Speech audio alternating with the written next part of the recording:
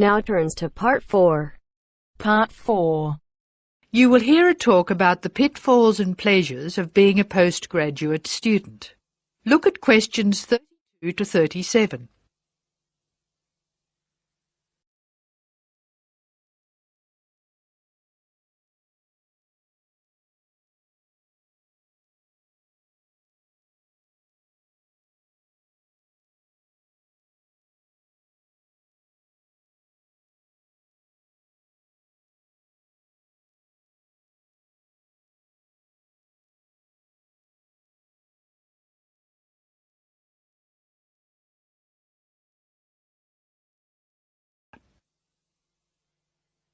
Postgraduates are about as easy to define as catching steam in a bucket.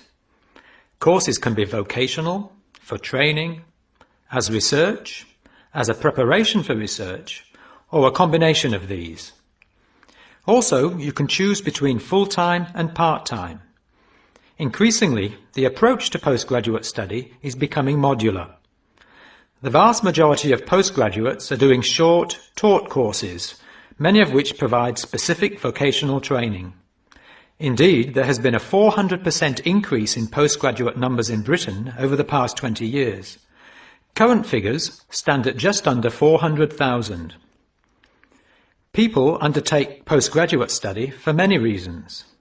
These may be academic, intellectual challenge, development of knowledge; vocational, training for a specific career goal; or only vague, drifting into further study. It is essential that you determine the reasons you want to become a postgraduate. If you have clear goals and reasons for studying, this will enhance your learning experience and help you to remain focused and motivated throughout your course. Where you study should be based on much more than the course you want to do. For some courses, you're likely to be there for several years, and it is important that you are happy living there. Check also what type of accommodation is available and whether the institution provides any housing specifically for postgraduates.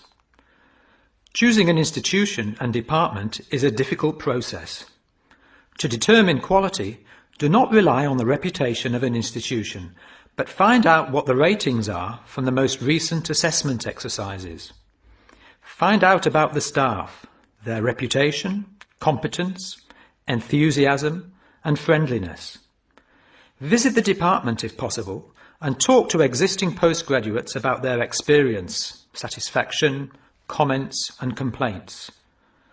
Be very careful to check how they feel about their supervisors. Also, check what facilities are available, both at an institutional level, for example libraries, laboratory and computing facilities, and in the department, for example study room, desk, photocopying, secretarial support, etc. Everyone will have their own priorities here.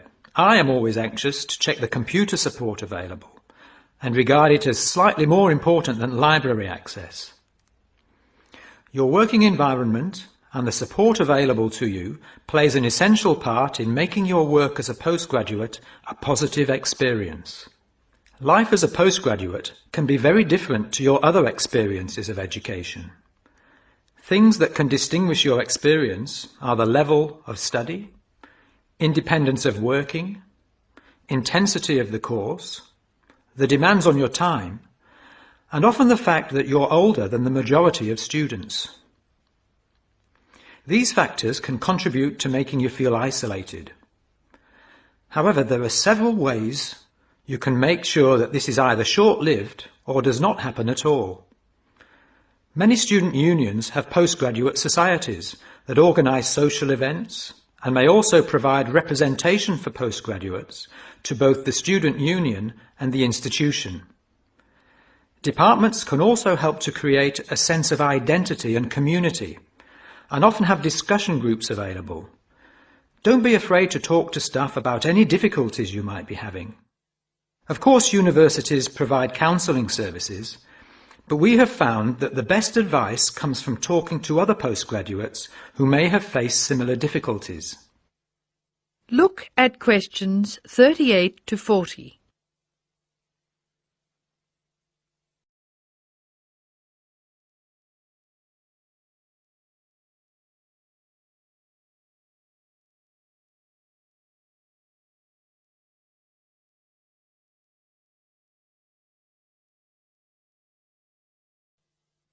Financial planning is essential, since the government excludes postgraduates from student loans, and it can be difficult to maintain your student status with banks.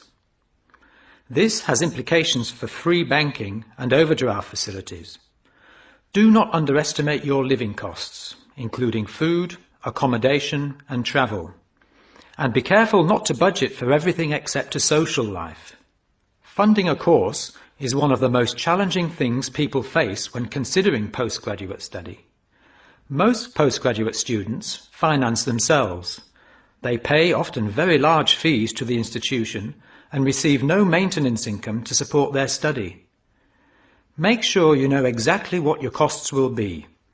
Institutions often hide extra fees, like laboratory costs, behind the headline fee rate advertised. Funding can come from various sources: research councils, charities, trust funds, institutional scholarships, local education authorities, and professional bodies and organisations all offer various levels of funding. As I said before, the government excludes postgraduates from student loans, so it is essential you look to other sources. Career development loans are available from high street banks. The best advice on funding is to be proactive, persistent and patient. The postgraduate community in Britain is multinational, has a wide range of experience of life and work, and an exciting mix of goals, both career and academic. Being a postgraduate student should be a productive and fulfilling thing to do, and you will become part of a diverse and motivated social group. That is the end of part 4.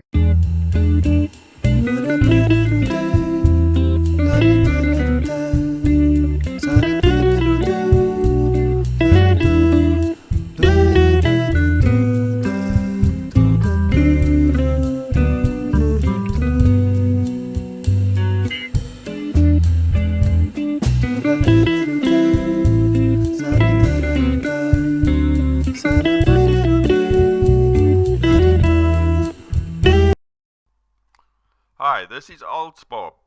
I would very much appreciate it if you could like, subscribe and share this video, as this will enable me to help more IELTS students reach their IELTS goals. Very much appreciated. Thank you.